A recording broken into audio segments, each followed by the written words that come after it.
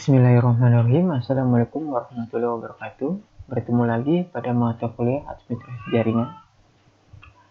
Pada pertemuan pertama ini, kita akan membahas tentang LAN design. Sebelum masuk ke pertemuan, untuk kontrak perkuliahan administrasi jaringan, ada sebanyak 16 pertemuan. Dengan rincian yaitu untuk pertemuan pertama atau pertemuan yang akan kita bahas kali ini yaitu tentang LAN design. Nah, untuk pertemuan pertama ini targetnya itu mahasiswa mampu memahami konsep desain jaringan berbasis LAN. Selain itu, pada pertemuan pertama ini juga kita akan membahas apa saja sih yang akan dipelajari di mata kuliah administrasi jaringan. Nanti akan saya jabarkan di pertemuan kali ini. Di pertemuan pertama ini juga ada tugas yang harus dikerjakan yang nantinya akan dipresentasikan di pertemuan 12 dan pertemuan 13. Dan lanjut ke pertemuan kedua. Pada pertemuan kedua, pokok bahasannya yaitu tentang wireless LAN. Dan untuk pertemuan ketiga, scaling VLAN. Pertemuan keempat, spanning tree protocol atau SDP. Dan masuk ke pertemuan kelima. Pada pertemuan kelima ini nanti kita akan mengimplementasikan jaringan Cisco RPVST. Jadi berupa praktek atau simulasi dari studi kasus yang ada. Untuk pertemuan 6, nanti kita akan membahas tentang Ether Channel dan HSRP. Dan untuk di pertengahan semester, yaitu pertemuan 7 dan 8, akan diadakan ujian tengah semester, yaitu berupa soal pilihan ganda. Lanjut ke pertemuan 9 dengan pokok bahasan routing dinamik. Dan pertemuan ke-10, nah di pertemuan ke-10 ini sama seperti di pertemuan kelima. Di pertemuan ini nanti kita akan mengimplementasikan jaringan menggunakan dynamic routing. Jadi nanti ada studi kasus yang akan kita implementasikan, sama seperti di pertemuan kelima. Lanjut ke pertemuan 11, membahas tentang NAT atau Network Address Translation. Dan untuk pertemuan 12 dan 13, di sini atau di mata kuliah ini nanti ada tugas yang akan diberikan saat pertemuan pertama atau pertemuan kali ini. Nah, tugasnya itu nanti akan dipresentasikan di pertemuan 12 dan 13. Untuk lebih jelasnya, nanti saya akan jabarkan untuk poin-poin tugasnya. Lanjut ke pertemuan 14. Untuk pertemuan 14, nanti akan saya adakan kuis. Dan pertemuan ke-15 dan 16 atau akhir pertemuan di semester ini akan diadakan ujian akhir semester atau UAS dengan tipe soal pilihan ganda. Nah, itulah kontrak kuliah pada mata kuliah administrasi jaringan. Pada mata kuliah administrasi jaringan ini ada beberapa sumber referensi yang digunakan, baik yang utama ataupun yang pendukung. Nah, ini di sumber referensi ini bisa dijadikan acuan selain kita belajar dari slide yang ada. Jadi bisa membantu kita untuk lebih memperdalam pemahaman kita dalam belajar administrasi jaringan ini. Ya, masuk ke tugas kelompok. Nah, ini yang saya sebutkan di awal di kontrak kuliah, di mana tugas kelompok ini nanti akan dipresentasikan di pertemuan 12 dan pertemuan ke-13. Untuk penunjukan pelaksanaannya sendiri yaitu yang pertama, mahasiswa buat kelompok maksimal 5 orang per kelompoknya. Jadi minimal 2 orang, maksimal 5 orang. Nah, untuk tugasnya itu sendiri yaitu mahasiswa harus melakukan identifikasi keamanan jaringan yang menggunakan access point. Dan untuk identifikasinya itu atau analisanya dilakukan di tempat publik. Bisa berupa tempat makan, mall, atau tempat publik yang ada jaringan wireless atau jaringan hotspotnya.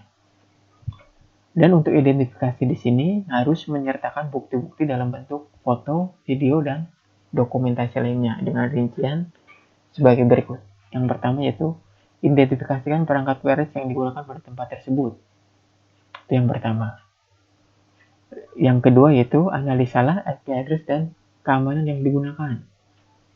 Dan yang ketiga yaitu analisalah skema jaringan yang digunakan. Untuk poin A atau yang pertama, identifikasikan perangkat apa saja yang digunakan di jaringan tersebut. Dan untuk yang poin kedua atau B, analisalah penggunaan IP address-nya. Kelas IP address yang digunakan itu kelas apa? Terus keamanan pada jaringan wireless tersebut menggunakan keamanan apa? Apakah WPA atau dengan captive portal atau dengan yang lainnya?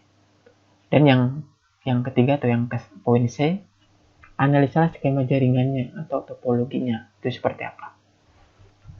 Dan setelah melakukan identifikasi atau analisa, mahasiswa juga harus merancang keamanan jaringan usulannya. Jadi keamanan yang ada masih ada permasalahan atau tidak. Kalau misalnya ada permasalahan, buat rancangan keamanan jaringan usulannya. Jadi untuk memecahkan masalah yang ada, dibuatlah rancangannya. Jadi misalnya yang tadinya WPA, keamanan untuk masuk ke jaringan wirelessnya itu menggunakan WPA, terus kita rubah menjadi login hotspot atau captive portal. Itu juga bisa, atau contoh yang lainnya. Dan untuk tugas ini, setiap kelompok tidak diizinkan melakukan riset atau melakukan identifikasi di tempat yang sama. Jadi tempatnya itu harus beda antara kelompoknya. Nah, itu mungkin poin-poin yang ada di tugas kelompok pada pertemuan pertama ini. Jadi nanti tugas kelompok ini akan dipresentasikan di pertemuan 12 dan pertemuan ke-13. Jadi ada waktu untuk melakukan identifikasi dan melakukan penulisan laporannya. Ya, lanjut. Network administrator. Dalam mata kuliah administrasi jaringan ini, diharapkan mahasiswa setelah mempelajari mata kuliah ini bisa menjadi seorang network administrator. Apa sih tugas seorang network administrator? Salah satu tugasnya itu seorang network administrator bisa mengadministrasi server dalam jaringan. Itu salah satu contohnya. Dan seorang network administrator juga harus bisa mengelola semua perangkat yang terhubung di jaringan. Selain itu juga seorang administrator jaringan juga harus bisa memonitor jaringan dan juga mengamankan paket data di dalam jaringan tersebut atau mengatur firewall yang ada di jaringan tersebut. Nah, itu contoh dari tugas seorang network administrator. Lanjut. Nah, ini ada beberapa poin tugas dasar dari seorang network administrator. Yang pertama, yaitu mengetahui tentang dasar komputer baik teori maupun praktek. Jadi seorang network administrator harus paham tentang teori dasar dan tentang praktek yang ada di jaringan komputer. Contohnya apa? Contohnya misalnya untuk teori di jaringan itu misalnya seorang network administrator harus paham tentang perhitungan IP address atau subnetting. Dan untuk prakteknya, seorang network administrator juga harus bisa konfigurasi atau mengkonfigurasi perangkat-perangkat yang ada di jaringan. Nah, itu contohnya. Nah, selanjutnya tugasnya yaitu melakukan instalasi, mengelola, serta memecahkan permasalahan infrastruktur jaringan yang yang dibangunnya atau infrastruktur jaringan yang ada. Contohnya yaitu melakukan instalasi perangkat router, switch, dan access point. Dan selain menginstalasi atau mengkonfigurasi juga harus bisa memecahkan permasalahan jika ada permasalahan di perangkat-perangkat tersebut. Selanjutnya yaitu tugas dasarnya yaitu menjaga kestabilan jaringan atau quality of service atau QoS disingkat. Di sini maksudnya itu seorang network administrator harus bisa menjaga kelancaran jaringan yang dikelolanya. Contohnya yaitu kelancaran penggunaan internet di dalam jaringan tersebut. Jadi seorang network administrator juga harus bisa membagi penggunaan bandwidth di jaringan yang dia kelola. Nah, itu mungkin tugas dasar dari seorang network administrator. Selanjutnya itu prinsip perancangan jaringan. Nah, ini kita masuk ke pembahasan tentang perancangan jaringan atau desain perancangan jaringan. Apa saja sih yang harus kita persiapkan untuk merancang sebuah jaringan? Yang pertama, kita harus memperhitungkan bandwidth yang dibutuhkan jaringan. Contohnya itu yang pertama, berapa besar sih bandwidth yang harus kita sewa atau yang kita siapkan untuk jaringan yang akan kita implementasikan. Jadi kita harus tahu di jaringan tersebut nantinya ada berapa user atau klien yang akan terkoneksi. Jadi kita harus bisa memprediksi atau memperhitungkan besaran bandwidth yang nanti kita akan sewa. Selanjutnya itu menganalisa aplikasi kebutuhan pengguna. Nah, di sini kita juga harus tahu aplikasi apa yang akan jalan di jaringan tersebut. Selanjutnya yaitu memperhatikan jalur-jalur kritis pada jaringan. Nah, ini juga penting dilakukan atau harus diperhatikan. Jadi kita harus memperhatikan jalur-jalur kritis pada jaringan, misalnya jalur antar switch ke server atau antar router ke internet. Itu harus kita perhatikan. Dan selanjutnya memperhatikan keseimbangan beban pada jaringan. Nah, ini berkaitan dengan yang tadi, quality of service. Keseimbangan beban pada jaringan itu maksudnya beban pada jaringan itu dikelola agar merata atau beban jaringan tidak bertumpu pada hanya satu titik saja, jadi bisa seimbang. Dan selanjutnya itu menggunakan model desain hierarki dalam mendesain jaringan. Nah, model desain hierarki ini maksudnya itu menggunakan model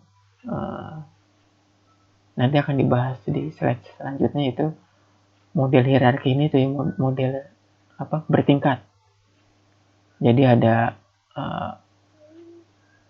core, ada distribusi, dan ada akses. Nanti akan saya bahas di slide selanjutnya. Dan yang terakhir itu mengetahui tentang sistem keamanan jaringan komputer. Jadi ini juga harus kita perhatikan atau penting kita perhatikan. Jadi jaringan yang akan kita rancang, kita juga harus mempersiapkan keamanan apa saja yang akan kita terapkan nanti. Ya, lanjut. Nah, dalam memilih perangkat jaringan, dalam mendesain suatu jaringan, kita juga harus memilih perangkat jaringan yang akan kita gunakan nanti. Nah, contohnya ini. Contohnya misalnya pemilihan router. Nah, dalam pemilihan router, kita harus menentukan jaringan yang akan kita bangun itu jaringan berskala small, medium, atau untuk head office, atau berskala besar. Jadi harus kita sesuaikan dengan jenis-jenis routernya. Nah, di sini ada 3 contoh kategori router berdasarkan spesifikasinya, yaitu router yang diperuntukkan untuk small office, medium office, dan yang head office. Nah, ini beda-beda fungsinya atau beda-beda resource-nya. Jadi kita harus tahu jaringan yang akan kita bangun itu skalanya itu apa, small atau medium atau yang untuk head office. Ya, selanjutnya itu tentang wireless. Nah, wireless ini nanti akan lebih detail atau lebih jelas dijabarkan di pertemuan kedua tentang jaringan wireless. Pengaturan wireless diatur oleh IEEE atau Institute of Electrical dan Electronic Engineer dengan membentuk kelompok 802.11 pada tahun 1990. Dan spesifikasi tersebut dituliskan atau dipatenkan pada tahun 1997. Dan untuk kecepatan awal jaringan wireless itu adalah 1 dan 2 Mbps. Dan pada perkembangannya, IEEE memodifikasi standar pada tahun 1999, meliputi yaitu 802.11b, 802.11a, dan 802.11g.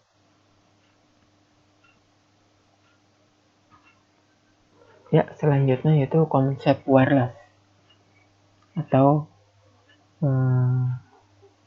kenapa kita mengimplementasikan jaringan wireless. Karena jaringan wireless itu mendukung mobilitas, yaitu dengan mengimplementasikan jaringan wireless, kita tidak terikat dengan lokasi kerja atau tidak terikat dengan waktu yang ditentukan. Jadi kita bisa terkoneksi ke jaringan kapanpun. Dan dengan konsep wireless, fleksibilitasnya itu lebih terjamin, atau penggunaan perangkatnya itu lebih fleksibel. Jadi kita bisa terkoneksi ke jaringan di mana saja selama di tempat tersebut ada akses point atau ada koneksi wirelessnya. Jadi tidak dibatasi oleh penggunaan kabel atau panjang kabel atau jangkauan dari kabel yang terkoneksi ke jaringan LAN. Nah, itu konsep wireless. Kenapa sekarang banyak dikembangkan penggunaan jaringan wireless.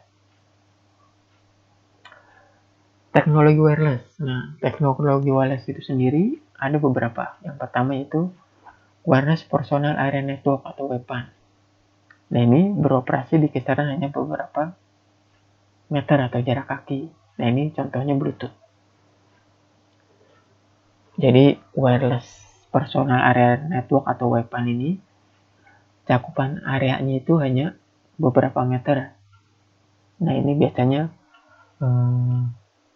tersedia di perangkat Bluetooth. Dan selanjutnya itu wireless LAN, WLAN. Beroperasi di kisaran beberapa ratus kaki atau ratus meter, atau di wireless LAN ini sama seperti jaringan LAN. Cuma media transmisinya itu berupa wireless, bukan kabel. Selanjutnya itu Wireless Wide Area Network atau W1. Nah, ini jaringan wireless yang beroperasi di kisaran mil. Jadi kisaran itu sangat luas atau sangat jauh. Dan selanjutnya yaitu Bluetooth. Nah, ini Bluetooth ini menggunakan standar IEEE 802.15 WPAN. Nah, berkomunikasi di kisaran 0,5 mil, 100 meter ya, atau bahkan kurang dari 100 meter, tergantung dari device Bluetooth yang digunakan.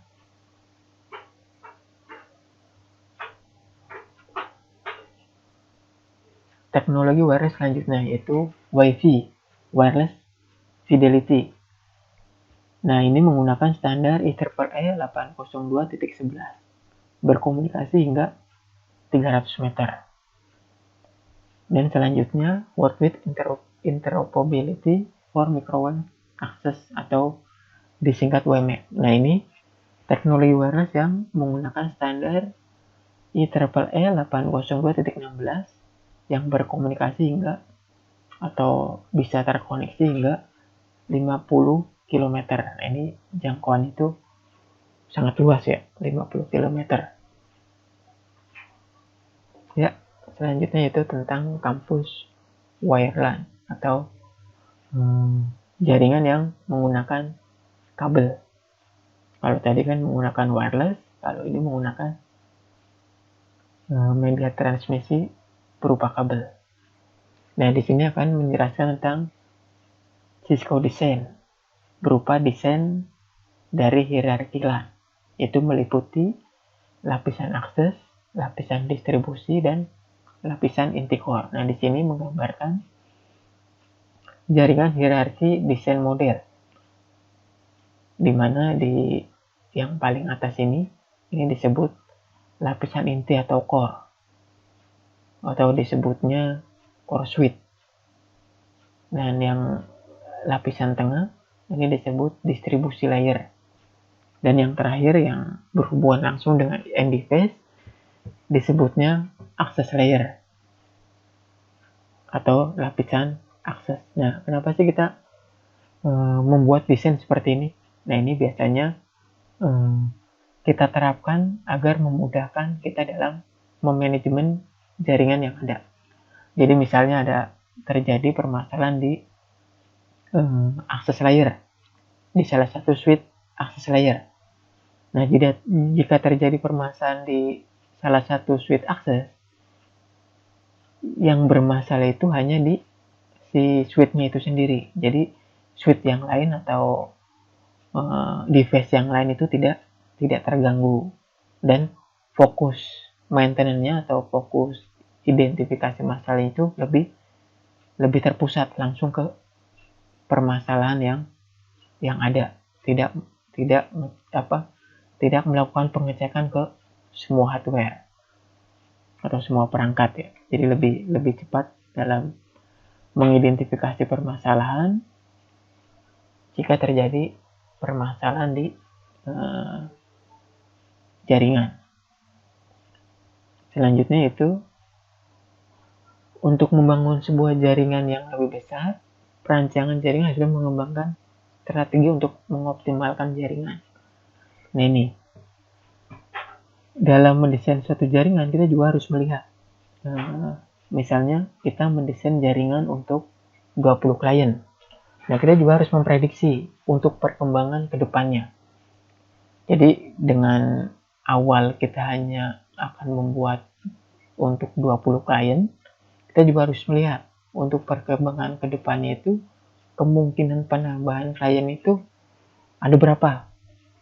Jadi misalnya yang tadi cuma 20 klien mungkin bisa bertambah jadi 50, atau misalnya yang tadinya hanya menggunakan beberapa switch, ternyata untuk perkembangan ke depannya akan menambahkan beberapa switch lagi.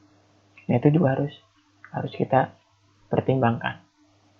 Dan salah satu metode untuk mengoptimalkan jaringan dapat menerapkan redundansi pada lalu lintas jaringan yang padat. Nah, ini contohnya nanti akan dipaparkan atau akan dijelaskan di pertemuan 6 untuk lebih jelasnya, yaitu pembahasan tentang Ether channel dan HSRP.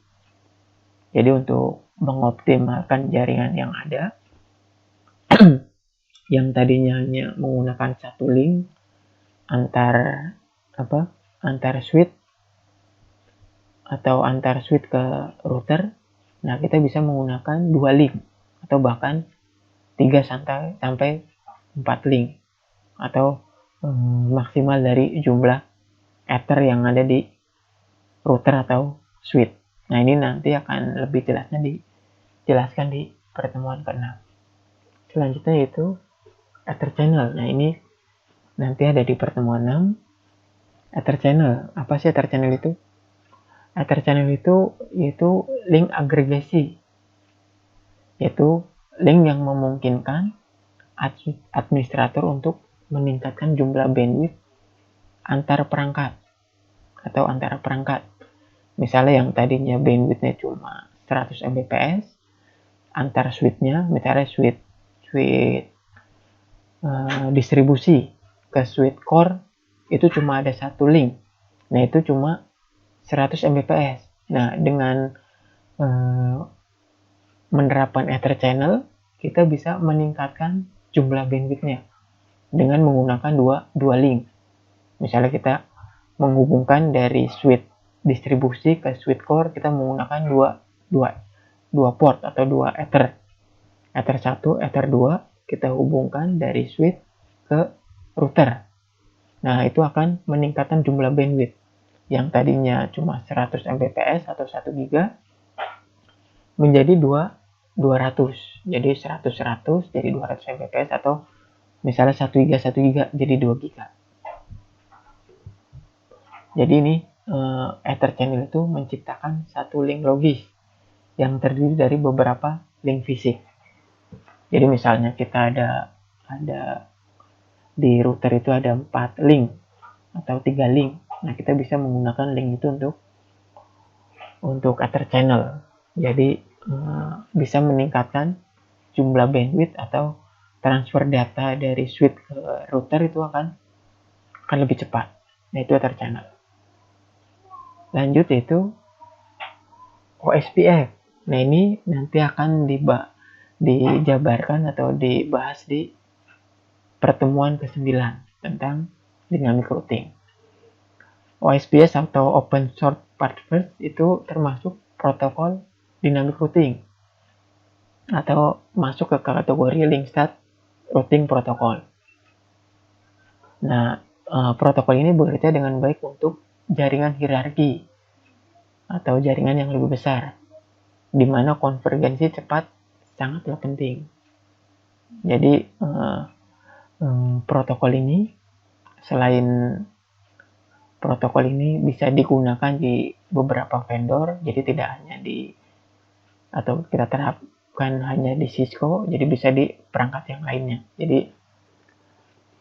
protokol ini atau protokol routing ini bisa kita temukan di beberapa perangkat layer 3 atau perangkat router.